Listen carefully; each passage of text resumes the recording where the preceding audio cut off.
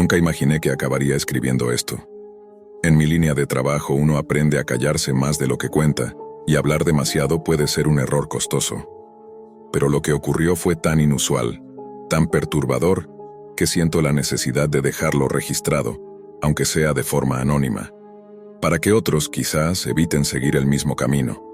Trabajo en una división especializada de delitos informáticos dentro de una agencia federal. No puedo entrar en detalles. Basta con decir que mi trabajo está enfocado en rastrear crímenes digitales. Y sí, muchas veces eso incluye monitorear lo que sucede en la Deep Web. A diferencia de lo que se dice en los foros o en los canales de YouTube de terror, la mayoría de las cosas que circulan sobre la Deep Web, cuartos rojos, sicarios por encargo, rituales en vivo, no son más que invenciones baratas para asustar a adolescentes. La mayoría de los delitos reales, y eso lo sabe cualquiera que haya trabajado en el campo, ocurren en la parte visible de Internet. Sin embargo, todo cambió para mí un martes por la tarde. Recibí una llamada que, en apariencia, no tenía nada que ver con mi unidad. El oficial que me contactó no estaba seguro de si debía asignármelo, pero me pidió que al menos le echara un vistazo.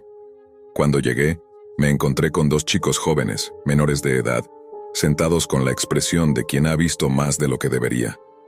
Me imaginé que se trataba de algo banal, un caso menor de robo de identidad o phishing, pero en cuanto uno de ellos comenzó a balbucear sobre un reto en redes sociales que involucraba la Deep Web, supe que las cosas iban a ponerse raras. Al parecer estaban participando en una especie de desafío viral en TikTok, o quizá en YouTube, no lo dejaron claro. La idea era sencilla: entrar a la Deep Web y comprar algo extraño, algo que nadie más tuviera. Ya sabes, el típico comportamiento adolescente que busca la adrenalina de lo prohibido. Me explicaron que habían navegado por múltiples páginas ocultas, la mayoría inofensivas o decepcionantes, hasta que dieron con un sitio que vendía libros únicos. Compraron uno, y lo trajeron conmigo, envuelto en una bolsa de plástico y sellado con cinta. Me puse guantes antes de tocarlo. A simple vista parecía un libro viejo, encuadernado en cuero desgastado. Pero bastó abrirlo para que todo se tornara turbio. El contenido era una serie de fotografías. Las primeras eran inofensivas, una chica joven, sonriendo en lo que parecía un parque o una plaza. Pero a medida que pasaba las páginas, las imágenes cambiaban de tono. Ropa más ajustada, poses más provocadoras, luego disfraces sexuales, un uniforme de sirvienta, orejas de gato, medias, y al final, fotos explícitas. Pregunté si eso era todo, si solo querían mostrarme pornografía comprada en la Deep Web. Entonces uno de ellos sacó una pequeña tarjeta que venía dentro del libro. En ella, con una caligrafía elegante, se leía: «Gracias por su adquisición, estimado cliente. Este libro contiene algo más que simples imágenes. Lo que sostiene entre las manos es verdaderamente único. Para asegurar que su experiencia sea íntima, el volumen ha sido encuadernado con la piel de la joven que aparece en las fotografías. Disfrute de cada página». Leí la tarjeta 2 veces, y por un segundo creí que era un mal chiste, tal vez parte de una puesta en escena exagerada para hacer más oscura la experiencia. Pero los chicos no estaban riendo, estaban pálidos, nerviosos. Los entrevisté por separado. Sus versiones coincidían palabra por palabra. Todo apuntaba a que estaban diciendo la verdad. Intenté ser razonable. Les dije que probablemente todo era una estrategia de marketing retorcida, que la encuadernación sería cuero animal y nada más. Pero por protocolo, informé a la gente a cargo y documentamos el material. Pensé que ahí terminaba mi participación. Un simple caso curioso más entre miles. Hasta que días después me llamaron de nuevo. El análisis forense del libro confirmó que el cuero de la encuadernación era piel humana. Y de pronto, lo que parecía una historia absurda de adolescentes jugando en la Deep Web se convirtió en un caso criminal de dimensiones monstruosas. A partir del momento en que el laboratorio confirmó la procedencia del material, todo cambió. El simple hecho de saber que el libro había sido forrado con piel humana auténtica activó todas las alarmas. No solo era un caso macabro, ahora nos enfrentábamos a la posibilidad de un homicidio ritualizado, o peor aún, sistemático. El departamento forense indicó que, por la forma en que la piel había sido tratada y curtida, el proceso fue realizado por manos expertas, alguien con conocimiento profundo de cómo trabajar material humano como si fuera cuero. La investigación se reabrió de inmediato. Me reincorporaron al caso. Mi primer paso fue interrogar nuevamente a los dos adolescentes. Necesitábamos rastrear la URL exacta que habían utilizado para hacer la compra en la Deep Web. Por fortuna, uno de ellos todavía la tenía guardada en una nota encriptada de su celular. Usamos una red protegida y un entorno virtual seguro para intentar acceder al sitio, pero todo lo que obtuvimos fue un mensaje de error. El dominio .onion ya no respondía. Ni una línea de código, ni una dirección IP, nada. Era como si el sitio hubiera sido borrado del mapa digital. Pensé en las posibilidades. Tal vez el administrador del sitio lo había cerrado tras completar la venta, o quizás alguien lo había denunciado y lo habían tirado desde adentro. Recurrimos a todo lo que teníamos a mano. Analizamos el libro, escaneamos cada página, buscamos huellas, rastros de ADN, microfibras, tinta. Los expertos determinaron que la piel pertenecía a una mujer joven caucásica. Su ADN, sin embargo, no coincidía con ninguna base de datos criminal, ni registros médicos ni reportes de personas desaparecidas. Tampoco se pudo determinar su identidad a partir de las fotos. Circulamos las imágenes en bases de datos privadas, pero nadie la reconoció. La joven parecía invisible para el sistema.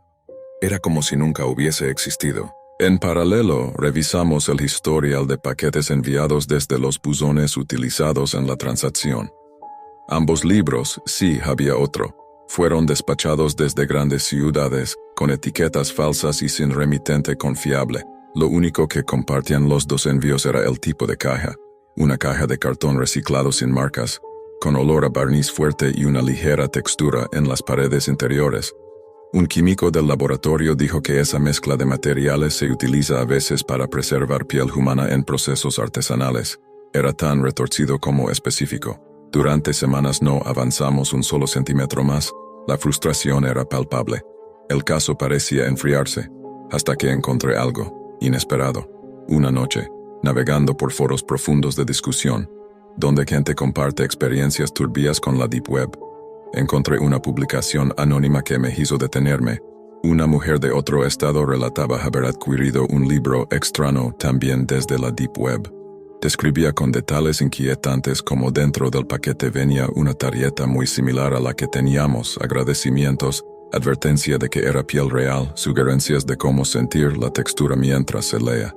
El tono ceremonial era idéntico, casi palabra por palabra. Rastrear a la mujer fue complicado, pero finalmente dimos con ella. No quiso reunirse en persona. Aceptó enviar el libro para análisis, solo con la condición de que se le garantizara anonimato absoluto. Su historia era simple. Lo compro por curiosidad mórbida. No esperaba que fuera real. Cuando lo recibió, no pasó de las primeras páginas antes de devolverlo a su caja y esconderlo. Algo en ella le decía que estaba mirando algo que nunca debió ver. El análisis del segundo libro confirmó lo que temíamos. También estaba encuadernado en piel humana. El ADN, en esta ocasión, no coincidía con el del primer ejemplar. Distinta víctima, mismo procedimiento, misma carta, mismo origen, pero esta vez, la URL que usó la mujer seguía activa. Fue un avance como pocas veces hemos tenido en la unidad. El enlace nos llevó a un sitio alojado en la Deep Web, accesible solo con navegadores específicos y protocolos de cifrado. A diferencia de otras páginas del inframundo digital, que suelen ser catálogos rudimentarios o foros con estética amateur, este sitio era sorprendentemente básico, como si estuviera diseñado para pasar desapercibido. Nada de efectos, solo fondo blanco, texto negro y enlaces simples. El catálogo incluía títulos genéricos nada particularmente sospechoso. El diario de Ella, Sonrisas en verano, colección privada de primavera. Todos venían con una descripción que parecía escrita por un poeta perturbado, una experiencia íntima con la textura del recuerdo, encanto natural forjado a mano, páginas que respiran tu deseo. Revisamos cada sección del sitio y lo capturamos por completo. Tomamos capturas, descargamos el código fuente, analizamos los metadatos, pero no encontramos ni una pista de su servidor de origen. Preguntamos a los adolescentes si ese era el sitio por donde habían hecho su compra y ambos lo confirmaron. Uno de ellos incluso recordó el título exacto, Tesoro de Primavera. No podíamos rastrear a los vendedores. No podíamos identificar a las víctimas. Lo único que sabíamos con certeza es que alguien estaba secuestrando mujeres jóvenes, fotografiándolas, asesinándolas, despelejándolas y luego vendiendo libros encuadernados con su piel por la Deep Web, todo bajo la fachada de arte. Y lo peor es que ya no era solo un caso aislado. Entonces ocurrió lo inesperado. El chico que había hecho el pedido del primer libro, el más curioso, el que convenció al otro a participar en el reto, desapareció. Un día, simplemente no volvió de la escuela. Se pensó que era una fuga voluntaria, como tantas otras, pero no dejó nota. No llevó pertenencias. Nada que indicara una salida planeada. Durante semanas, se le buscó por todo el estado. Se activó la alerta Amber. Se revisaron cámaras. Se interrogó a contactos, maestros, amigos, y no se encontró absolutamente nada. Fue entonces cuando el segundo chico vino a nosotros temblando con un sobre en la mano. Había sido dejado en la puerta de su casa esa mañana. El sobre no tenía remitente ni dirección, solo su nombre escrito a mano. Dentro había algo inhumano, un trozo de pergamino. Pero no era papel, era piel humana, según confirmó el laboratorio más tarde. En su superficie, escrita con lo que el análisis forense determinó que era sangre, se leía un simple mensaje: mantente fuera de nuestros asuntos. Y las pruebas de ADN no dejaron dudas. La piel era del chico desaparecido. Tras el hallazgo de ese fragmento de piel humana, marcado con sangre y entregado como una amenaza directa, el caso dejó de ser solo inquietante. Se convirtió en una pesadilla tangible. La investigación ya no giraba únicamente en torno a quienes estaban detrás del negocio de los libros macabros. Ahora teníamos que asumir que estaban observándonos, sabían quiénes éramos y no temían hacérnoslo saber. Yo no soy alguien que se considere fácilmente impresionable. Mi carrera ha estado plagada de imágenes difíciles de borrar, de pruebas digitales que me han hecho perder la fe en ciertas partes del ser humano. Pero esa noche no dormí. Durante 3 días, cada vez que cerraba los ojos, veía esa piel, ese mensaje. Sentía el eco de las palabras escritas con sangre: mantente fuera de nuestros asuntos. El miedo no era solo por mí, era por mi familia, por las personas que amo. Sabía que cualquiera que se adentrara demasiado en ese mundo podía desaparecer, como el chico, y la Deep Web no deja huellas, no permite giros dramáticos de último momento. Y cuando alguien cae, es como si nunca hubiese existido. Pero justo cuando pensaba que nada podía ponerse más oscuro, la historia dio un vuelco brutal. Pasamos de investigadores a narradores involuntarios, porque mientras tratábamos de recomponer la cadena de horrores del caso del libro de piel humana, en otra parte del país alguien más ya estaba viviendo su propia versión de un infierno tejido por la Deep Web. Un segundo narrador entra en escena, un hombre que, al principio, no tiene nada que ver con nosotros ni con los adolescentes.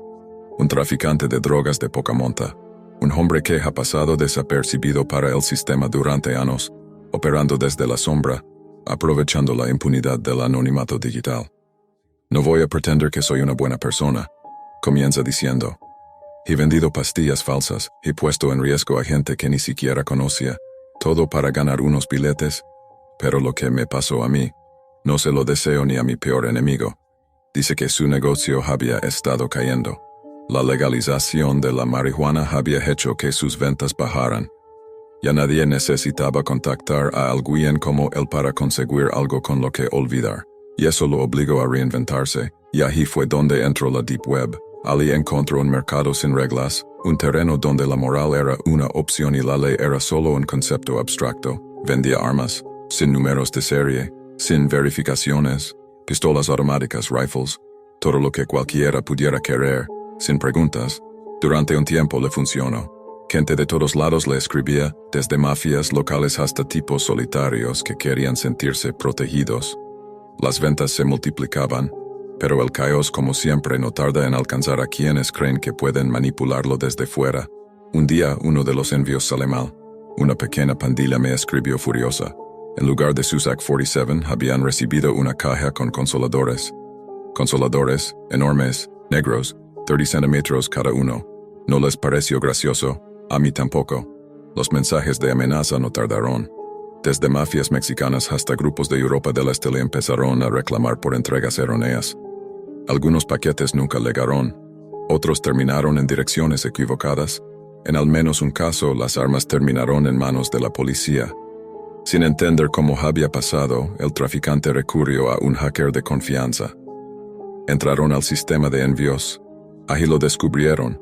Alguien había manipulado todas sus órdenes, redireccionando los paquetes, saboteando su reputación, echándole encima a toda la cadena criminal que dependía de él.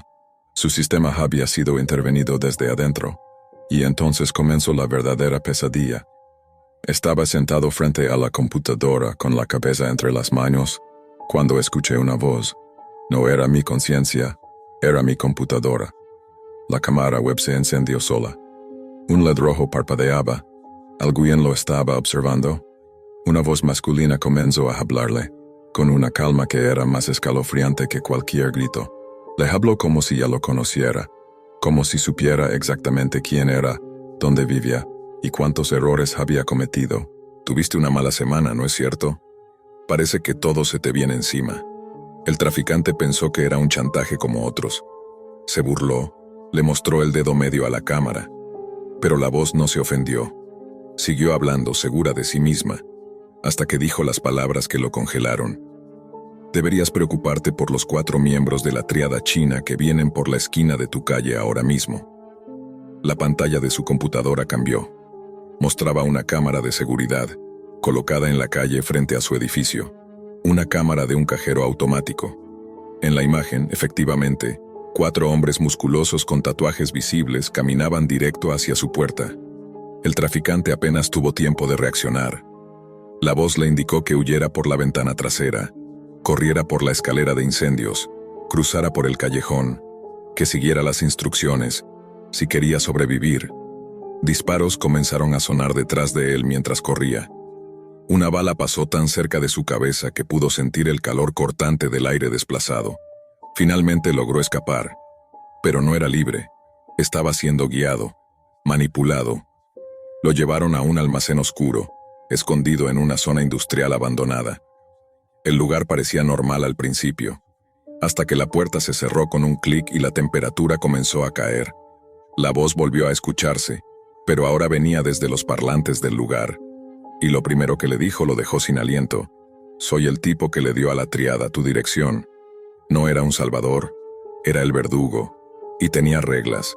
No tocar la computadora, no intentar escapar, no desobedecer. Cada infracción sería castigada con la muerte. Lo sabía porque el traficante descubrió que le habían insertado una cápsula de cianuro dentro de su mano mutilada, justo donde antes había estado su dedo medio. La cápsula podía activarse remotamente. La voz le encargó una misión: infiltrarse en una estación de policía y recuperar las armas que él mismo había vendido, y que ahora estaban bajo custodia como evidencia de un triple homicidio. El traficante se negó al principio. Dijo que era imposible, que no era un ladrón profesional ni tenía los recursos para colarse en una comisaría sin ser descubierto. La respuesta fue brutal: mira tu mano. Y al hacerlo, vio el brillo metálico incrustado entre la carne. Era real. Todo era real. Con la certeza helada de que su vida estaba literalmente en manos de alguien más, alguien que hablaba desde un parlante, que lo había despojado de un dedo y que conocía cada uno de sus pasos. El traficante aceptó la misión, no porque quisiera, porque no tenía alternativa. La voz le explicó el plan con una calma quirúrgica, como si ya lo hubiera ensayado cientos de veces. Cerca de la puerta hay una cesta. Dentro encontrarás un uniforme de policía, una placa falsa, una tarjeta de acceso y un auricular Bluetooth. Conéctalo a tu teléfono. A partir de ahora solo escuchas.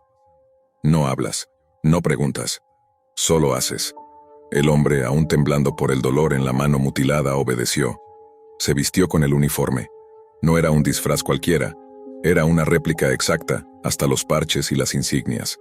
Se ajustó el cinturón, guardó la placa falsa en el bolsillo interior y se puso el auricular. La voz lo guió hasta el exterior. Allí, lo esperaba un coche patrulla completamente funcional, con gasolina, sirenas operativas y documentos falsificados en la guantera.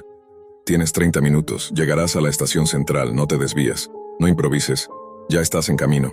El camino hasta la estación fue una tortura silenciosa. La cápsula dentro de su mano, el recordatorio constante de que cualquier desobediencia lo mataría en segundos, parecía palpitar cada vez que giraba el volante. A cada semáforo, a cada cruce, temía que todo terminara ahí mismo. Que todo fuera parte de un juego sádico sin escape. Finalmente llegó al edificio. La comisaría era grande, imponente, con una fachada de concreto gris y un flujo constante de oficiales entrando y saliendo. Estacionó en un lugar asignado, bajó con el uniforme bien colocado y caminó como si perteneciera allí. En su oído la voz no dejaba de hablar. Relájate, camina con confianza. No eres un extraño, hoy eres uno de ellos. Pasó el primer control mostrando su placa falsa y recitando un número de identificación que la voz le había dictado. Nadie lo cuestionó. Bajó por unas escaleras hasta el sótano, donde se encontraba la sala de evidencias. Allí un encargado, un hombre de mediana edad, distraído y malhumorado, le preguntó qué necesitaba. Revisión de pruebas, caso reabierto, solicitud directa del fiscal. El encargado no discutió. Revisó los documentos que el intruso le entregó, ya enviados por la voz a través de un sistema interno hackeado, y asintió con desgano. Lo dejó pasar.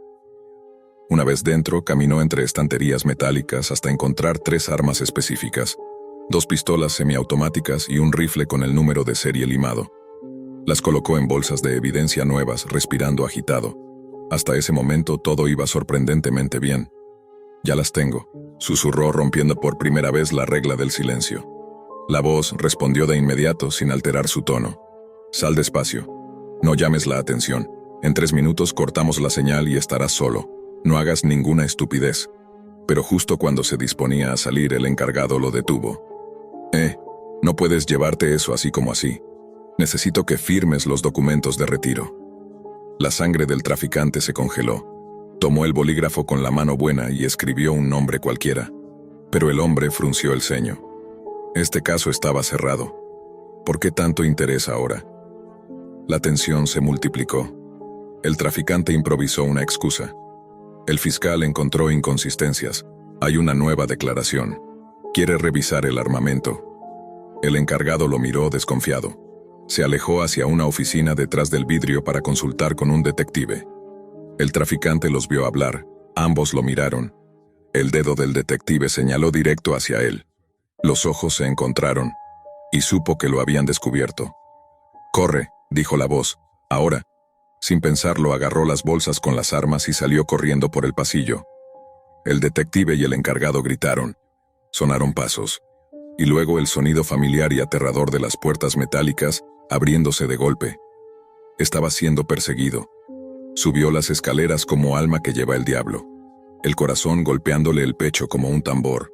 Salió al pasillo principal, esquivó a 2 oficiales que intentaron detenerlo y llegó hasta las puertas de entrada. Allí, un policía fornido se paró en su camino. La decisión fue instantánea. Amagó con embestirlo por la derecha, luego se escabulló por la izquierda.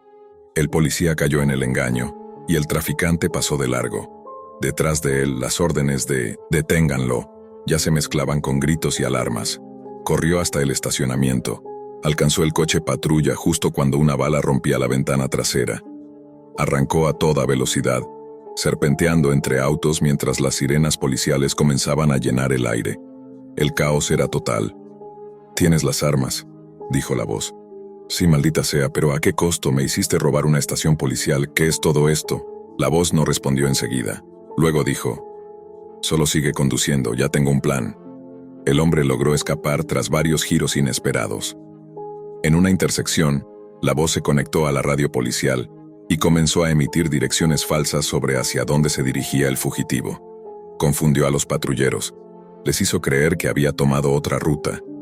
Poco después, lo guió hasta un punto de encuentro. Allí, encontró un viejo coche abandonado y una bolsa con ropa civil. Cambió de atuendo, dejó atrás el coche robado y, como si todo hubiera sido un mal sueño, volvió al almacén donde todo comenzó. La puerta se abrió con un sonido metálico. Dentro, la computadora volvía a brillar en medio de la oscuridad. Lo esperaban más órdenes, más pruebas. Deja las armas en la caja de la esquina, luego vuelve a la pantalla. Obedeció. Lo que encontró en el monitor lo heló más que cualquier amenaza anterior. Una fotografía. Un niño. No tendría más de 9 años. Sonreía junto a una bicicleta roja. Number, no me pidas que le haga algo a un niño, murmuró temblando. Si esto va de eso, mátame ahora. La voz no respondió de inmediato. Luego, con una calma helada, dijo: no necesitas hacerle nada, ya lo hiciste. El traficante no entendía. Se arrodilló frente a la pantalla, forzado por el agotamiento, el miedo y el dolor físico. Miró con más atención. El niño le resultaba vagamente familiar. Y entonces la voz comenzó a narrar. Ese niño vivía a 3 cuadras de una zona controlada por narcos. Una tarde, después de hacer su tarea, pidió permiso para dar una vuelta en su bicicleta nueva. Su padre accedió. Era una tarde tranquila, hasta que sonaron los disparos. Un tiroteo desde un coche, balas al azar. Uno de los proyectiles le atravesó el pecho al niño. Murió antes de que la ambulancia llegara. ¿Sabes de dónde venían las armas? ¿Sabes quién las vendió? Tú. Silencio. Yo solo hago las ventas. No controlo lo que la gente hace con ellas, respondió el traficante con voz apenas audible. Tu mano sostiene las balas aunque no dispares. ¿Recuerdas esa cápsula en tu mano?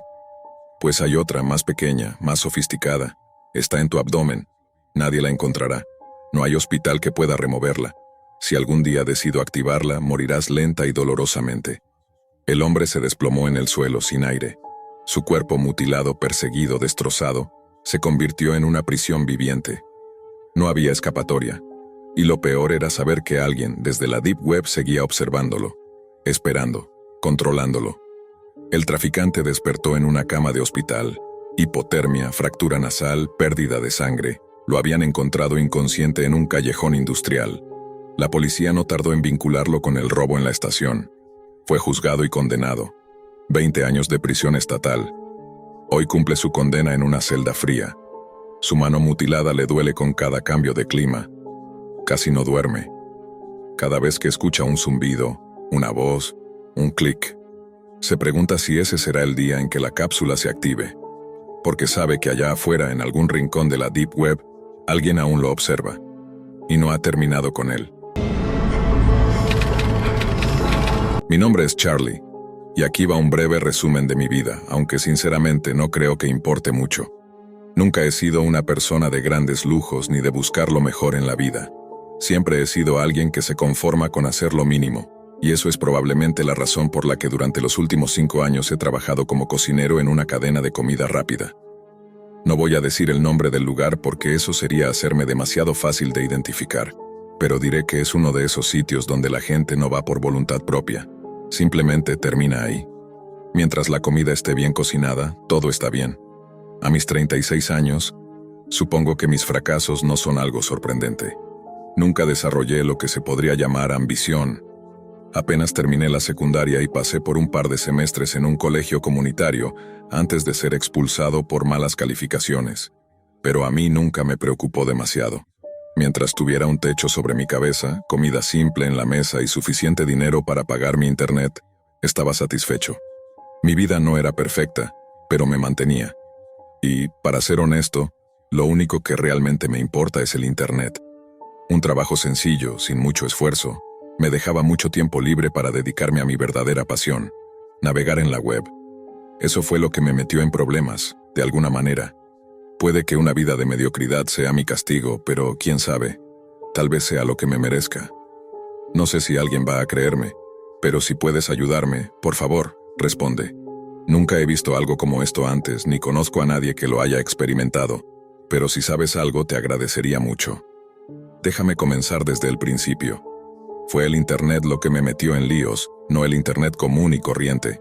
Ese puedes navegarlo sin problemas, solo ten cuidado con los virus o las estafas. Pero el lugar en el que terminé metido fue la Deep Web. Si alguna vez decides aventurarte ahí, recuerda que no es un sitio para curiosos. No hay nada bueno en la Deep Web, solo desastres esperando a suceder.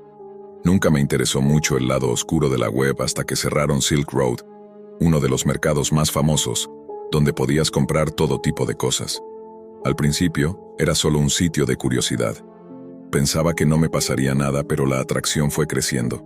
En la web encontré páginas con contenido que no imaginaba que existiera, sitios que al principio me parecían un juego, pero poco a poco me atraparon. Mi amigo Gail me habló de la Deep Web hace más de 10 años. Éramos solo un par de chicos aburridos, viendo cómo podías acceder a cualquier cosa sin restricciones. Al principio todo era solo una broma, pero a medida que crecían mis visitas, la fascinación se volvió más peligrosa. Gail y yo nos distanciamos.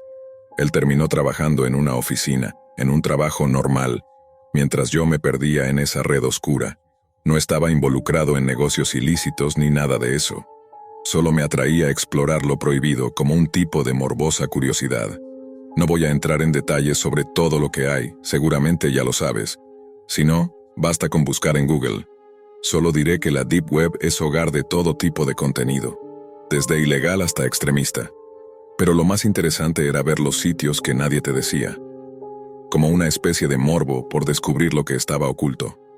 A veces no podía dejar de ver. Una de las páginas más raras que encontré se llamaba Resistance Onion. Era solo un fondo negro con un cuadro de texto que me invitaba a escribir. Lo hice, y al instante apareció un mensaje. ¿Nos ves? ¿Quieres ser uno de nosotros? Pude haber cerrado el navegador en ese momento, pero no lo hice. Mi curiosidad me empujaba a continuar. No respondí, pero la pantalla se llenó de texto que no entendía. Parecía algo sacado de una película de hackers. Traté de cerrar la página, pero la computadora no respondía. Era como si algo estuviera tomando control. No sé cuánto tiempo pasó, pero cuando regresé en mí, la pantalla solo decía fin. En ese momento me asusté, pero no entendí por qué. Todo parecía inofensivo, así que apagué la computadora y me fui a dormir. Al día siguiente todo parecía normal. Fui al trabajo y me dediqué a hacer mi rutina, cocinando como siempre. Sin embargo, algo en mí no estaba bien.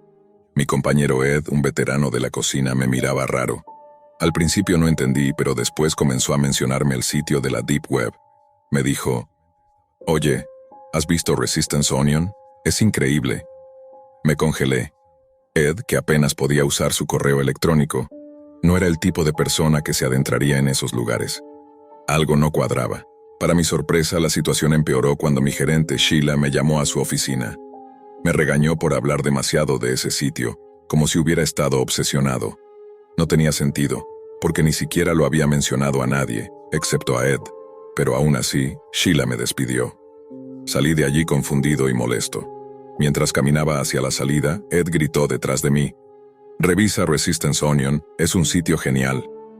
Eso me heló por completo. Al llegar a casa, encendí mi computadora, con la esperanza de relajarme un poco en la web.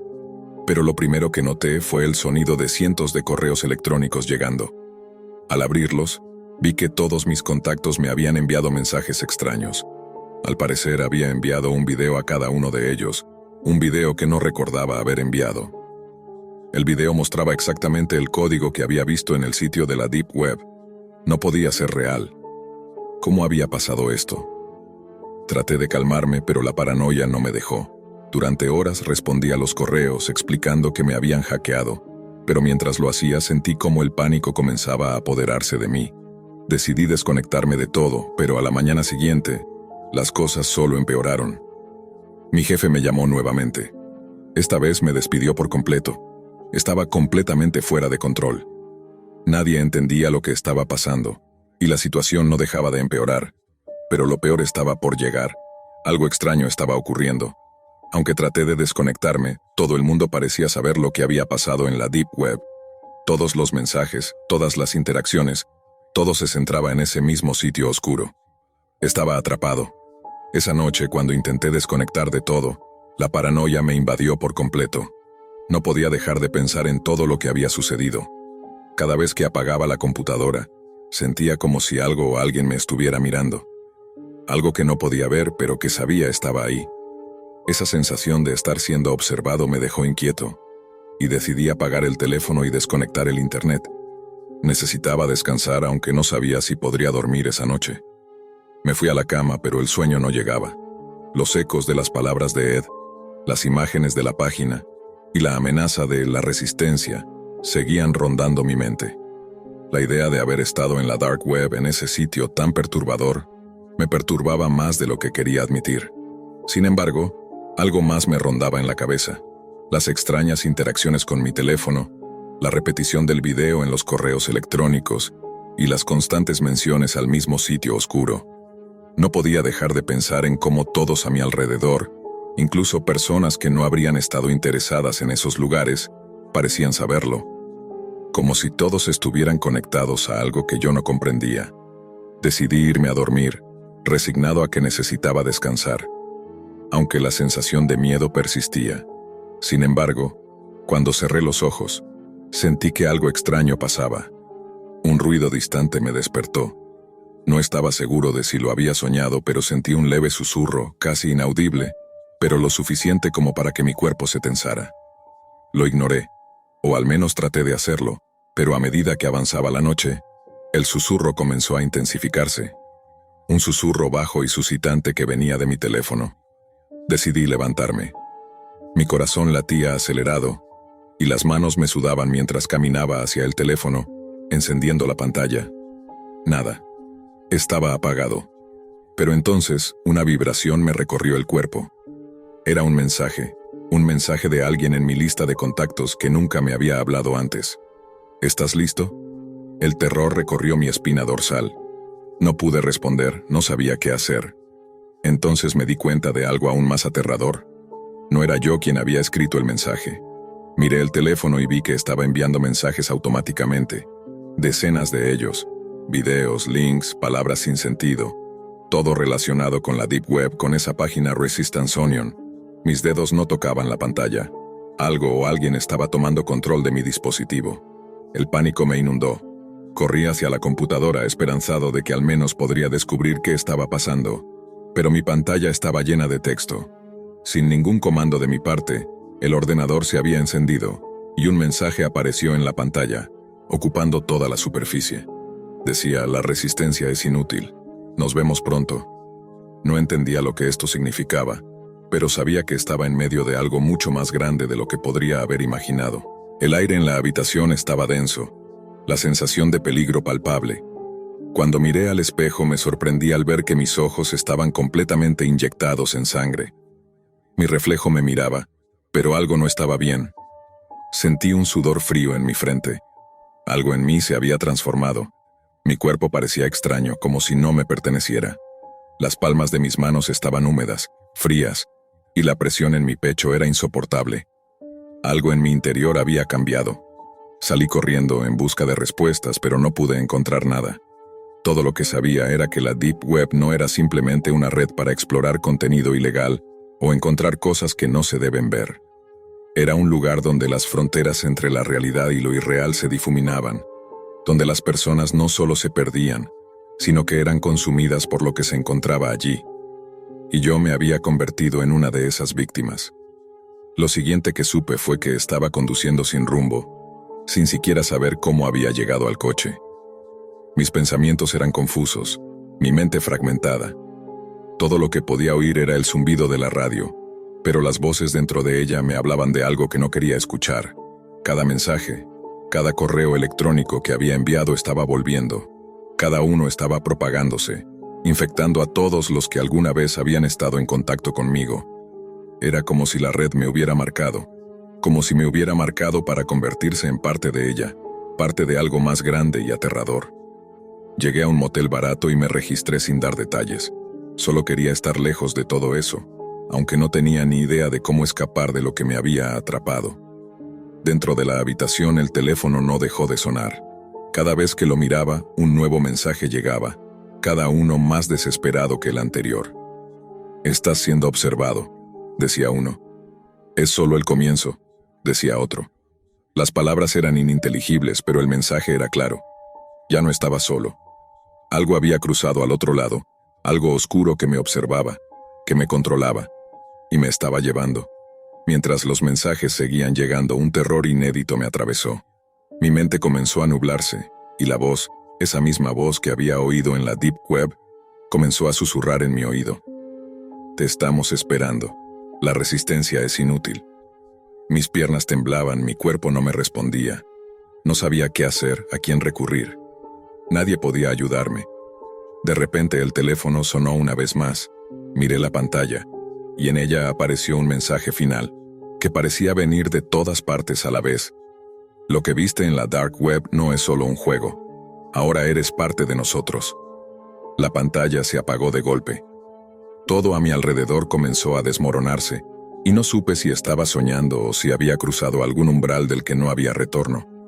Ahora, mientras escribo esto, siento como si mi alma estuviera siendo drenada, como si no fuera yo quien estuviera escribiendo, sino algo más, algo que me controla, algo que me observa desde las sombras. Si lees esto, ten cuidado, no caigas en la tentación de explorar lo prohibido, porque una vez que entras no hay vuelta atrás. La Deep Web no te deja ir tan fácilmente. Y yo, ya no soy yo. Nunca creí que llegaría el día en que contaría esto.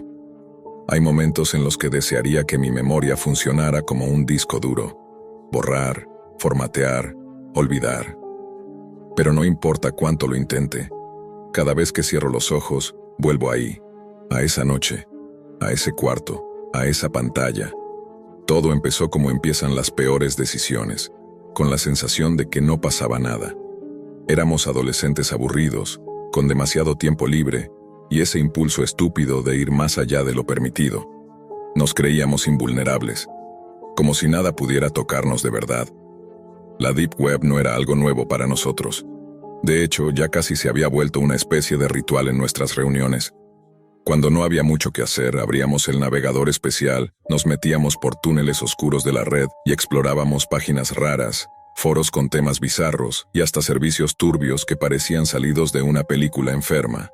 Sí, habíamos visto cosas fuertes, pero nada que sintiéramos real. Todo parecía distante, ajeno, como si fuera un teatro grotesco diseñado para asustar a los ingenuos. Hasta esa noche. Nos juntamos en casa de Mike. Sus padres habían salido de viaje por el fin de semana, así que teníamos vía libre.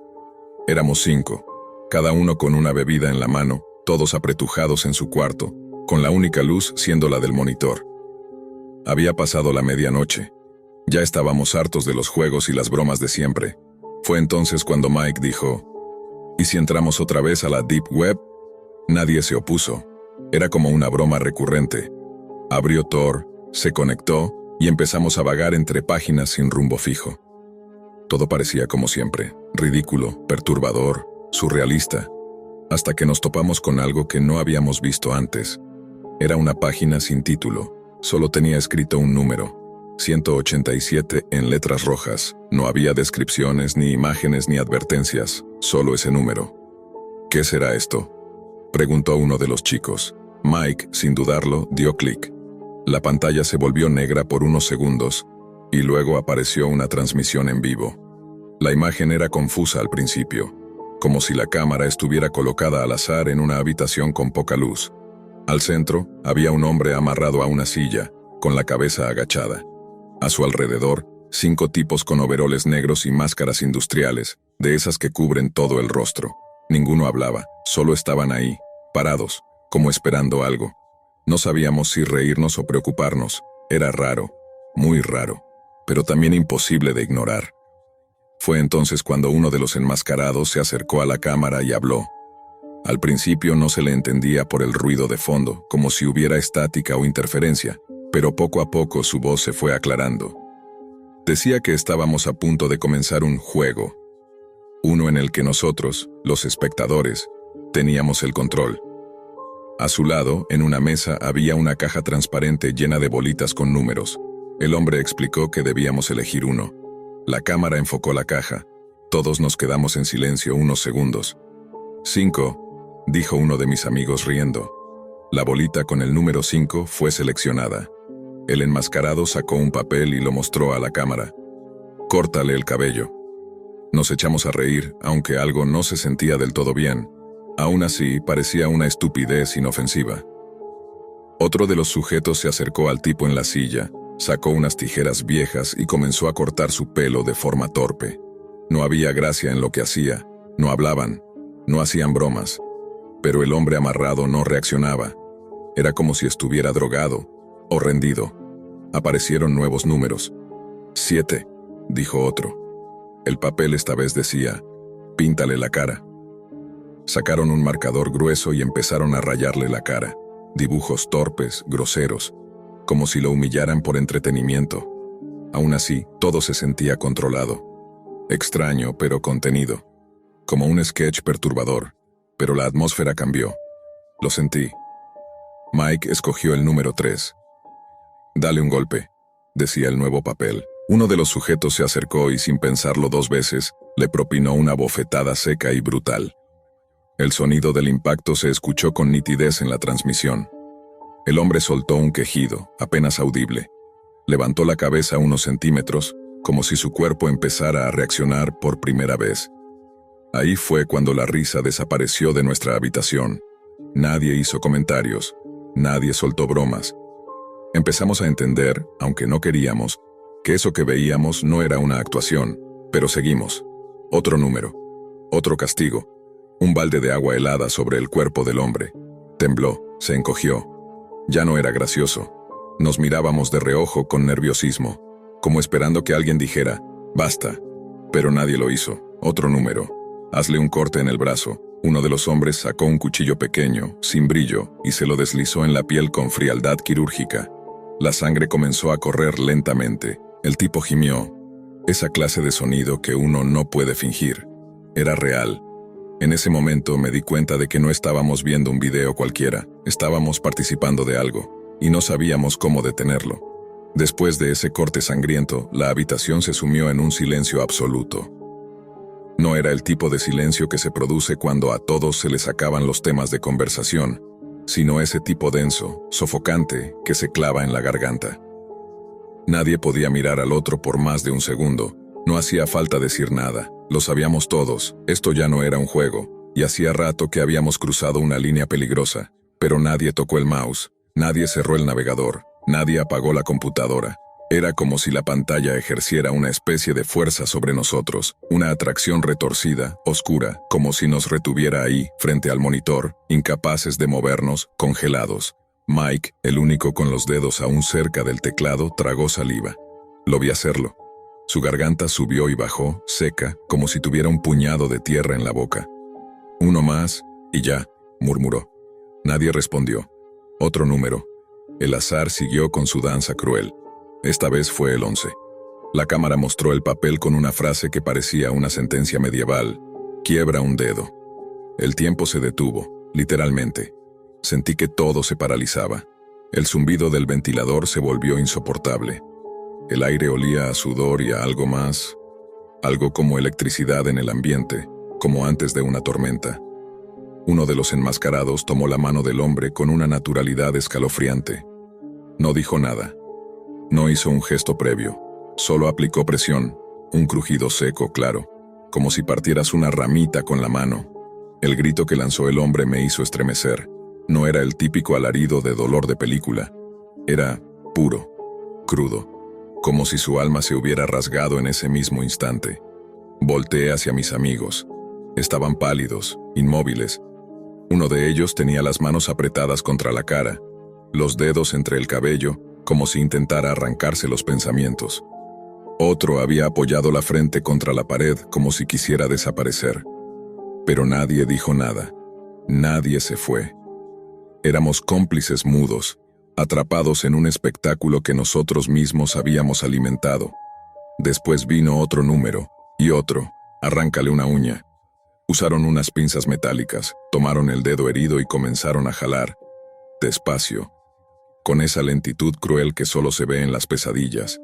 El hombre gritó de nuevo. Gritó hasta que su garganta pareció romperse. No se desmayó. No aún. Fue peor. Seguía despierto. Yo quería vomitar. De verdad.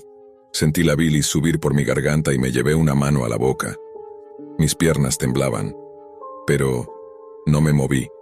No sé si fue por cobardía o por esa maldita necesidad de saber qué venía después. La Deep Web nos había capturado.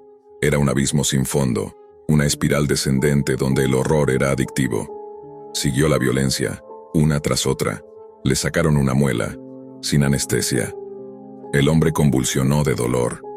Uno de los enmascarados se metió en su boca con una herramienta oxidada y tiró hasta arrancar la pieza dental. El hilo de sangre bajando por su barbilla quedó grabado en mi mente. A veces aún lo sueño, o lo veo cuando parpadeo en plena luz del día. Otro número. Clávales agujas en los pies. Y luego, hazle cortes pequeños en el pecho. Cada acción era una degradación, un nuevo escalón en esta bajada al infierno. Y lo peor era que nosotros elegíamos los pasos. No había amenaza externa. No había presión. Solo nuestros dedos y una lista de números. Y entonces llegó el número maldito. El 16. El papel que mostraron esta vez no se parecía a los demás. No tenía bromas ni disfrazaba la violencia con humor. Number el texto era seco, frío, final. Córtale la cabeza de un solo tajo. Sentí que la sangre abandonaba mi cuerpo. Mis oídos zumbaban. Era como si estuviera bajo el agua. Mi visión se desenfocó por un segundo. No puede ser, susurró uno de los chicos. Debe ser una broma, dijo otro. Pero los hombres no se detuvieron. Uno de ellos salió del encuadre. Regresó con algo que parecía un hacha antigua, oxidada. La sostuvo con ambas manos. La mostró a la cámara y luego se la enseñó al prisionero. Él, por primera vez en todo ese tiempo, abrió los ojos completamente. Nunca había visto tanto miedo en un rostro humano. Sus pupilas estaban dilatadas, su cuerpo entero temblaba, murmuraba cosas que no podíamos entender. Quizás pedía clemencia, quizás rezaba, quizás solo lloraba por dentro. Pero nada de eso importó.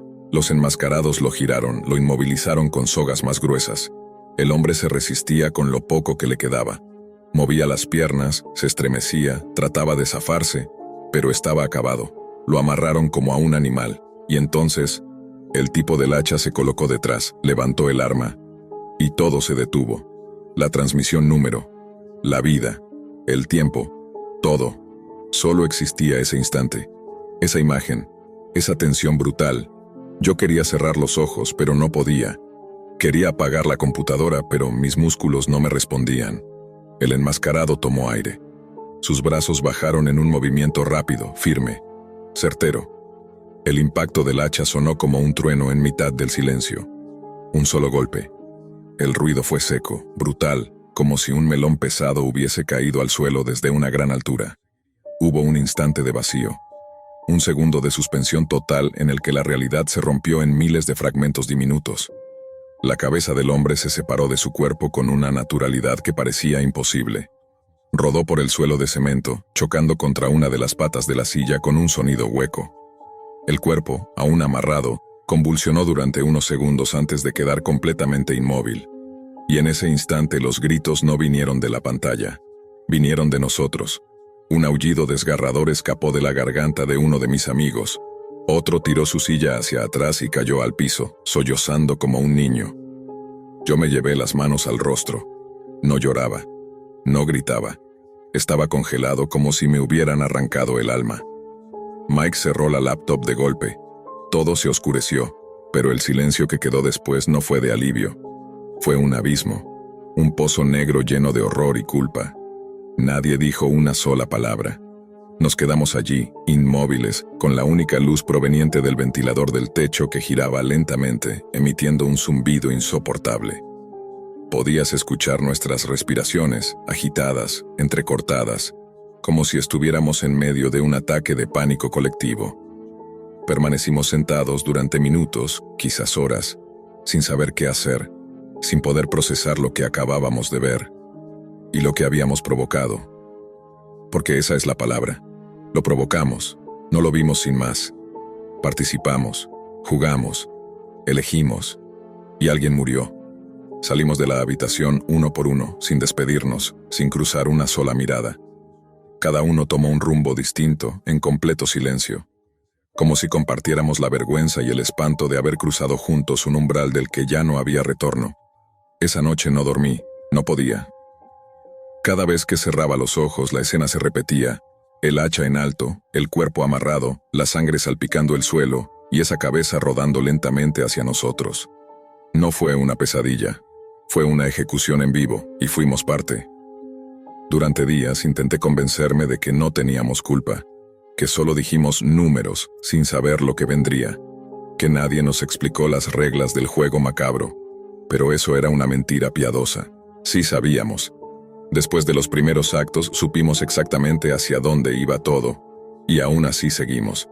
No hicimos nada, y eso es lo mismo que hacerlo todo. Pasaron semanas sin que ninguno de nosotros se hablara. No fue un acuerdo, fue un instinto, como si nuestras voces se convirtieran en recordatorios vivientes del horror que compartimos. Pero el miedo no desapareció, al contrario, se volvió parte de mí, se quedó bajo mi piel. Comencé a sentirme vigilado. Cuando salía a la calle, tenía la impresión de que alguien me seguía. Si un auto desconocido se detenía cerca de mi casa, me paralizaba el corazón. Dejé de responder llamadas de números que no reconocía. Cambié de número, puse cortinas más gruesas. Empecé a vivir como si estuviera escondido de algo invisible pero real. Algo que, en el fondo, sabía que podría aparecer en cualquier momento. Y entonces llegó la llamada. Uno de los chicos, el más callado de todos, nos pidió reunirnos en una cafetería. Dijo que había descubierto algo. Nos encontramos, tensos, pálidos, sin saber si saludarnos con un abrazo o con la mirada baja. Él estaba temblando. Ni siquiera tomó el café que pidió. Estuve buscando en foros de la Deep Web, nos dijo. Intenté entender qué fue eso, qué era esa página.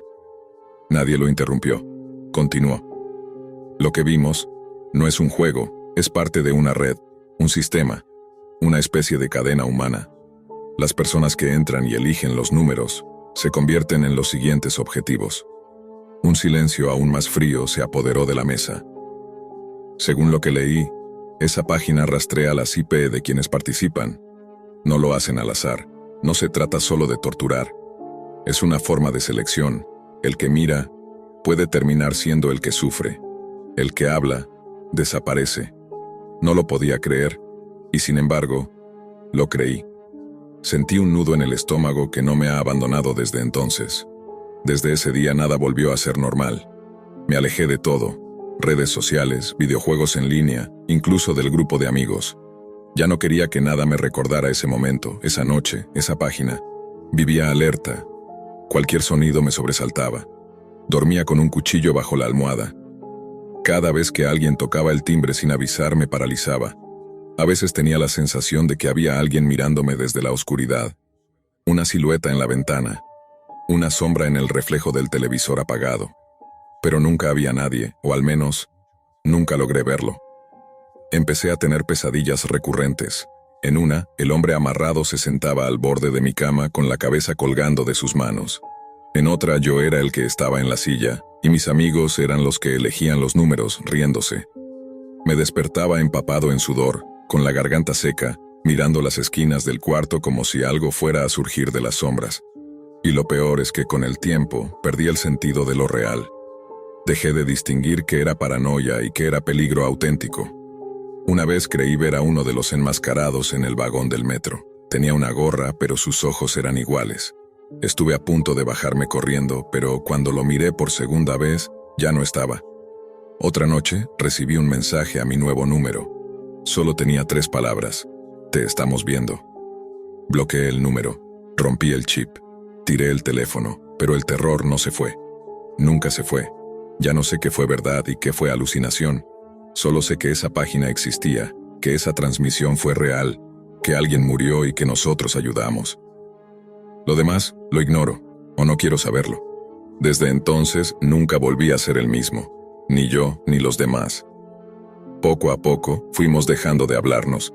El grupo que solíamos ser, esa pandilla de chicos tontos que se creían intocables, simplemente se disolvió como si el horror que vivimos hubiera destrozado el lazo que nos unía. No hubo peleas, no hubo reproches, solo una distancia muda y creciente. Cada quien tomó su propio camino, pero cargando con el mismo peso en la espalda. A veces me pregunto qué será de ellos, si alguno lo contó, si alguno terminó en terapia o si alguien más ya no está entre nosotros. Yo nunca me atreví a hablar de esto con mi familia. ¿Cómo se supone que les explicas algo así? ¿Cómo les dices que viste morir a un hombre mientras jugabas a ser Dios con un clic del mouse? ¿Cómo les cuentas que fuiste parte de una tortura transmitida en vivo por la Deep Web y que no hiciste nada? No hay palabras, no hay forma, solo queda el silencio. Ese silencio que grita cada vez que se apagan las luces. La paranoia se convirtió en mi compañera. Empecé a cerrar con doble llave, a cubrir las cámaras de mis dispositivos con cinta negra, a mirar por la mirilla antes de abrir la puerta incluso en pleno día. He cambiado de dirección 2 veces. Me he mudado sin avisarle a nadie. He destruido laptops, formateado discos duros y quemado cuadernos en los que escribí para liberar mi cabeza. Nada funciona, porque no se trata solo de protección. Se trata de vivir sabiendo lo que viste, lo que hiciste, sabiendo que no eras tan inocente como creías. A veces camino por la calle y me parece que alguien me observa desde un auto estacionado. En otras ocasiones escucho ruidos extraños en la noche y me despierto con el corazón galopando en el pecho. Una vez juré ver una figura parada frente a mi ventana durante varios minutos, pero cuando me acerqué, no había nadie. Solo la sombra de mi culpa reflejada en el cristal. Y la verdad, ya no sé si ese miedo es porque alguien realmente viene por nosotros, o porque no puedo vivir conmigo mismo. Pasaron años desde aquella noche. Años. Y sin embargo, cada vez que apago la luz de mi habitación, me vuelvo ese chico de nuevo, sentado frente a la computadora, con el estómago revuelto, con los dedos helados sobre el teclado, recordando la voz del hombre que gritó, recordando la cabeza que cayó. Lo más extraño es que nunca más volví a encontrar esa página. Creé perfiles falsos, entré con otras computadoras, usé proxies. Nada, desapareció, como si nunca hubiera existido, como si solo hubiera sido un castigo para nosotros, una especie de maldición lanzada desde los rincones más oscuros de la Deep Web. Pero sé que no fue una alucinación, porque no estaba solo, porque los otros también lo vieron, porque nadie se ríe de eso hoy. He conocido a personas que creen que la Deep Web es solo un mito, una exageración, un invento de adolescentes aburridos y conspiranoicos, y en parte los entiendo, porque nada de lo que hay en la superficie del Internet, ni siquiera en las películas de terror, se parece al vacío moral absoluto que habita en esas profundidades. Ahí las leyes no existen, las reglas no aplican, la vida humana es un recurso, el dolor un espectáculo. Y el error más común es pensar que uno puede entrar, mirar un rato y salir como si nada. Pero eso no es verdad. Lo que vimos esa noche se nos metió en la sangre, nos cambió, nos corrompió. Tal vez ese era el verdadero juego. No torturar a un hombre, sino ver hasta qué punto un grupo de adolescentes podía dejar de lado su humanidad por curiosidad, por diversión, por el morbo de tener el control. Y lo hicimos, jugamos. Elegimos números, y alguien murió. No hay excusa, no hay consuelo. A veces me pregunto qué habría pasado si hubiéramos cerrado la computadora desde el primer número. Si alguien hubiera tenido el coraje de decir, esto está mal. Si hubiéramos desconectado el cable, apagado el router, salido de ese cuarto y jurado nunca volver a mirar esas páginas. Pero no lo hicimos, y ahora esa noche vive en nosotros. Nos habita, nos devora lentamente, como un parásito silencioso que se alimenta de nuestros recuerdos. Esta es la primera vez que lo cuento, y no porque me sienta valiente, lo hago porque necesito advertirte. A ti, que quizás estás pensando en entrar solo a mirar, que quizás crees que lo peor que puede pasar en la Deep Web es ver algo perturbador. Estás equivocado. Lo peor no es ver, es participar, es darte cuenta de que no fuiste una víctima, sino parte del horror. Y que por más que intentes volver a tu vida normal, nunca vas a poder mirarte al espejo sin recordar lo que hiciste. Así que si estás ahí, con el cursor flotando sobre ese icono extraño en tu escritorio, si estás a punto de abrir Tor, si crees que el mundo digital es una tierra sin consecuencias, piénsalo 2 veces. No todo lo oculto está esperando ser descubierto. Hay secretos que existen por una razón, hay puertas que no deben abrirse, hay juegos que no tienen vuelta atrás. Y la Deep Web no es solo un rincón oscuro del Internet, es una trampa disfrazada de curiosidad, donde el precio que pagas no siempre es tu vida. A veces es algo peor, tu conciencia.